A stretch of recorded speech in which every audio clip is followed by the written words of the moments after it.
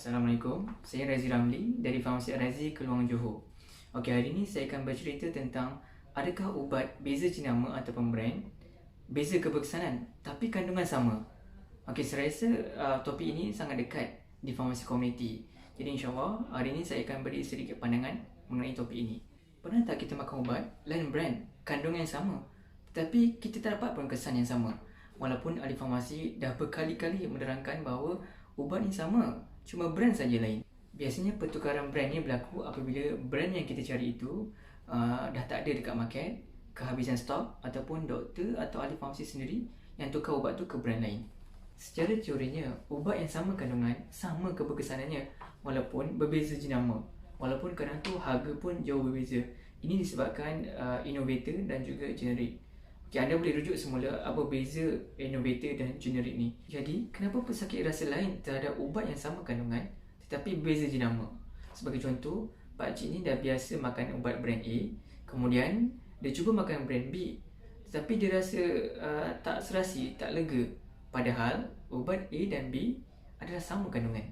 Antara sebab kenapa pesakit ni rasa lain adalah yang pertama disebabkan mindset ataupun perception. Ini dipengaruhi oleh golongan proporsional itu sendiri. Sebagai contoh, doktor ataupun ahli farmasi dah recommend ubat alahan brand A. Jadi pesakit ni merasakan ubat alahan selain daripada brand A tidak memberi kesan kepadanya. Sebenarnya kesan psikologi ini memberi impak kepada sesuatu rawatan. Sebab yang kedua adalah inadequate dose and duration. Tidak cukup dos dan durasi. Apabila berlaku pertukaran brand, pesakit tidak mengambil ubat mengikut dos dan durasi yang telah ditetapkan. Brand baru yang diambil dengan dos dan durasi yang tidak mencukupi tidak akan memberi kesan yang sepatutnya. Jadi, rawatan tersebut tidak mencapai keberkesanan. Sebab yang seterusnya adalah possible interaction, berlaku interaksi. Ada setengah ubat, ada interaksi jika digabungkan dengan ubat, herba ataupun suplemen lain. Ada setengah kombinasi juga akan mengurangkan keberkesanan ubat tersebut.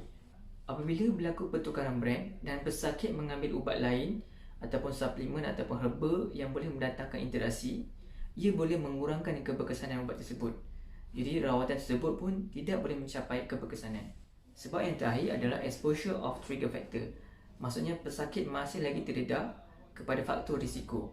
Sebagai contoh, apabila pesakit makan ubat alahan brand lain tetapi dia masih lagi berada di environment yang dialah, ataupun pesakit makan ubat gastrik brand lain tapi dia masih lagi makan lewat ataupun mengambil makanan yang memberi iritasi di perut. Jadi, simptom tersebut tidak dapat dirawat dengan berkesan. Sekaligus, rawatan tersebut tidak dapat mencapai tahap keberkesanan yang sepatutnya. Secara konklusinya, beza jenama mungkin ada sedikit perbezaan dari segi farmakodinamik, tetapi tidak mungkin berbeza dari segi farmakokinetik. Farmakodinamik adalah tindak balas ubat dalam badan kita. Farmakokinetik adalah cara ubat itu bertindak dalam badan kita. Jadi mungkin ada sedikit beza dari segi cepat ataupun lambat, tetapi tidak dari segi kesan ubat itu dalam badan kita. Sebab aktif ingredient adalah sama. Jadi sebagai konsumer ataupun pesakit, kita perlu mendengar nasihat doktor ataupun ahli farmasi. Kita perlu memberikan info-info yang diperlukan supaya mereka ni dapat buat keputusan yang betul dan tepat. Kita sebagai ahli farmasi, terutamanya ahli farmasi komuniti, kita perlu mengumpul sebanyak mungkin informasi daripada pesakit. Kita perlu tanya dan terus tanya soalan kepada pesakit. Kita perlu educate and advise mereka. Jom kita amalkan 5R. Selamat Hari Farmasi Sedunia kepada semua ahli farmasi di Malaysia. Assalamualaikum.